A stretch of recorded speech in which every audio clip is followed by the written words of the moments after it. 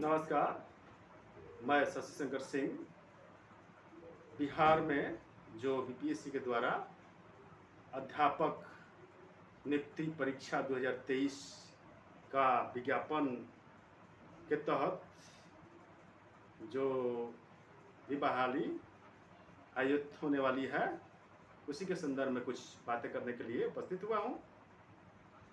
तो आपको मैं बता दूं कि बिहार में 2019 में ही 7वें चरण के अभ्यर्थी एसटीटी उत्तीर्ण करके 4 वर्षों से बहाली की उम्मीद में अपने समय को किसी तरह व्यतीत कर रहे हैं। कितने न जाने कितने कठिनाइयों से गुजर रहे हैं।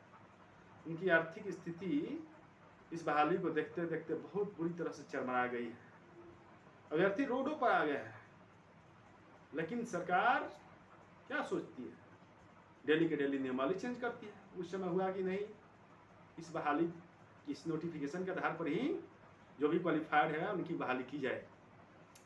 लेकिन 4 वर्षों तक इंतजार करते करते अभ्यर्थियों ने सरकार से नियम बनाने के लिए कहा कि आप जो पूर्व में बहाली करते थे, कई नियोजन इकाइयों में आवेदन कराकर अभ्यर्थियों से लंबे समय तक मेधा सूची में विलम्ब करना, उसके बाद मेधा सूची में गड़बड़ी करना, करते करते एक अभ्यर्थी कई नियोजन इकाइयों में सिलेक्ट हो जाते थे, जबकि दूसरे का कहीं नहीं हो पाता था। और बहाली को लंबे अरसे से खींचते थे। जो 2012 में नियुक्ति नियमावली के तहत बहाली हो रही थी, वह 12 से लेकर लगभग 19 तक चलती रह गई, और तब भी सभी अभ्यर्थी बहाल नहीं हो पाए। लेकिन 19 में जो एग्जाम हुआ, उसमें तो ऑलरेडी पहले से नोटिफिकेशन जारी हो चुका था। किसी मेधा जो कर्म बनेंगे या जो क्वालिफाइड अभ्यर्थी होंगे, सबकी बहाली हो जाएगी निश्चित रूप से। तो अभ्यर्थियों ने मांग किया कि बहाली को ऑनलाइन किया जाए, जिससे कि अभ्यर्थियों को सुविधा हो और बहाली आसानी से हो जाए, भ्रष्टाचार मुक्त हो जाए और कम समय में हो जाए। जब ऑनलाइन की बात हो गई कि हाँ ऑनलाइन माध्यम से बहाली होगी, तब सरकार ने सोची कि अरे अब तो बहुत ज़्यादा हमको सीट भरना पड़ जाएगा, इतने बहाल करके हम क्या करेंगे हैं? तो झूठ मूठ के सरकार ये कहती है कि हम 10 लाख बेरोजगारी को दूर करेंगे, 10 लाख हम नौकरी देंगे। लेकिन जब बात यहाँ बन गई कि ऑनलाइन आवेदन लिया जाएगा, तो सरकार ने एक दूसरी रणनीति कर दी है ना, कि अब बीपीएससी के माध्यम से उन अभ्यर्थियों की बहाली होगी, फिर दूसरे परीक्षा से गुजरेंगे। तो मैं न्यायालय से भी गुजारिश करना चाहता हूँ कि अभ्यर्थियों ने 4 बरस से इंतजार करते करते अब नई नियमावली आ गई, तो इस तरह से वो बहाल होने से वंचित होकर उन्होंने कोर्ट का शरण ले लिया है। और उनके हाईकोर्ट में तारीख भी है, 4 तारीख को। सभी कई तरह के केस हो गए हैं इस बहाली के खिलाफ में, जिनका को मर्ज करके 4 जुलाई का ये जो ये चीफ जस्टिस ने इस बहाली के लिए एक डेट रखा है। तो उसमें देखते हैं न्यायालय पर कितना भरोसा किया जा सकता है, क्या अभ्यर्थियों के भविष्य के बारे में न्यायालय कितना सोच रही है। इन्होंने 4 वर्ष से इंतजार किया कि अब मुझे नियुक्ति पत्र मिलेगी, और उनको दूसरे फिर परीक्षा के अड़चन में डाल दिया गया। जो पूर्व से बहाल शिक्षक थे, उन्होंने दक्षता परीक्षा पास करके, कई ट्रेनिंग पास करके अपने दक्षता परीक्षा को उत्तीर्ण किया, और 2012 के बाद जो शिक्षक बहाली हुई उसमें एसटीटी, टीटी, सीटी उत्तीर्ण होकर टीचर बहाल हुए। फिर क्या आइन में किस तरह की दक्षता की कमी रह गई है कि बार बार परीक्षा ली जाएगी?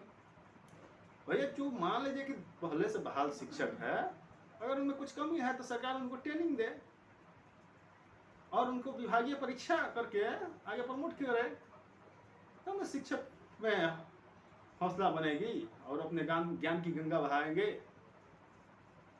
तो हमेशा शिक्षकों में नुक्सा ही निकाला जाता है। क्या खुद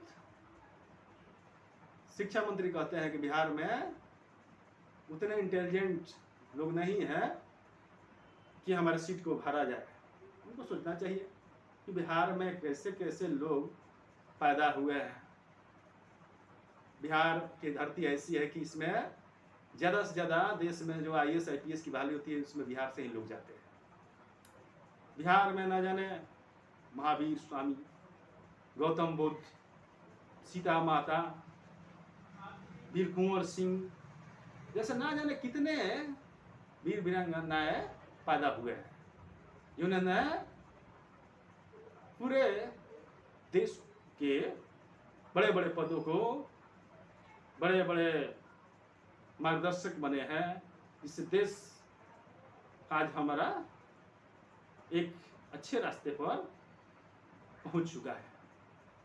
लेकिन यहाँ के शिक्षा मंत्री खुद कह रहे हैं कि बहुत ऐसे विषय हैं जिसमें यहाँ के लोग क्वालिफाइड ही नहीं हो पाते हैं, जैसे कि chemistry, physics, math, computer science.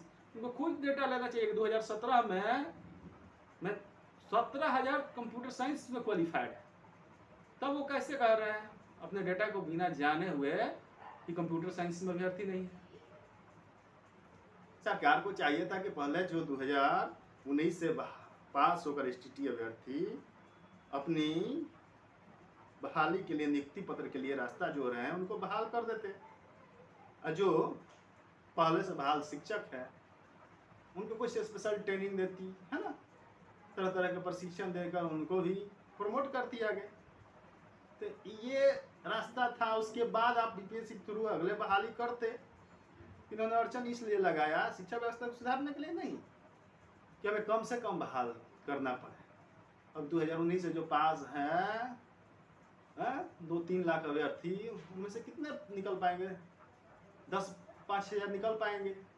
या शिक्षक जो पहले से भी है, इतना ना सरकार की पॉलिसी है कि इतना ना हाई लेवल का क्वेश्चन ही सेट कर दे कि अभ्यर्थी क्वालिफाइड ही नहीं हो पाए। पहले से भी जो शिक्षक है वो क्वालिफाई अगर नहीं करेंगे तो हमको क्या है, ना तो पेमेंट बढ़ाना पड़ेगा, ना बहाली करना पड़ेगा।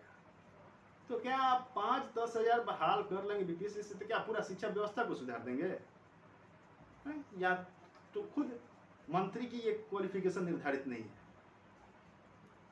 सरकार से ये भी तो सरकार के अंदर ये होना चाहिए कि जो भी ऊंचे ऊंचे पद पर शिक्षा विभाग में, चाहे किसी विभाग में जो अधिकारी है, उनके भी हर साल परीक्षा हो। न्यायालय से भी मैं गुहार करता हूँ कि जो मंत्री बनते हैं इनमें इनकी अग्नि परीक्षा ली जाए 1-1 साल पर। 1 साल में इन्होंने क्या किया, कितना करप्शन किया, कितना घोटाले किए, अपने कार्य को किस गति से पहुँचाए, तब अगले साल में उन्हें कार्य करने का मौका दिया जाए। नहीं तो इस तरह केवल शिक्षकों पर अड़चन आप डालेंगे जो कि देश के भविष्य को संवारते हैं, उन्हीं को हमेशा आप नीचे दिखाइएगा, तो क्या इससे बिहार का गौरव बढ़ेगा? तो मैं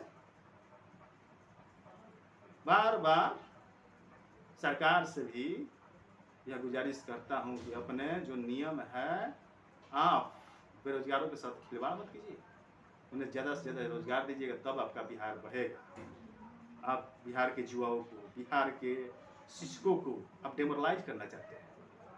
आप चाहते हैं कि हाँ वह लाठी डंडे खाते रहे, हम अपना रोटी सेकते रहे, हम आराम से संसद में बैठकर झूठे झूठे बातों करते हुए और जनता को लूटते रहे। ना तो यहाँ शिक्षा बढ़ेगा, ना शिक्षित लोग होंगे, ना इनकी आंखें खुलेगी, और ना ही हम कोई अच्छे नेता को चुन पाएंगे। इसलिए हम ही लोग की रोटी सेकती रहेगी और हम शिक्षा विभाग को ही चौपट कर कर और अपना राज करते रहेंगे। तो इस तरह से जो जुआ है, जो शिक्षित लोग हैं, वो भी इस पर विचार करें, है ना, कि हम किस तरह से अपने भविष्य को सुधार सकते हैं, किस तरह से हम एक सही बिहार को बनाने में साथ निभा सकते हैं। आज के लिए इतना ही। आप सभी को मेरे साथ जुड़े रहने के लिए धन्यवाद।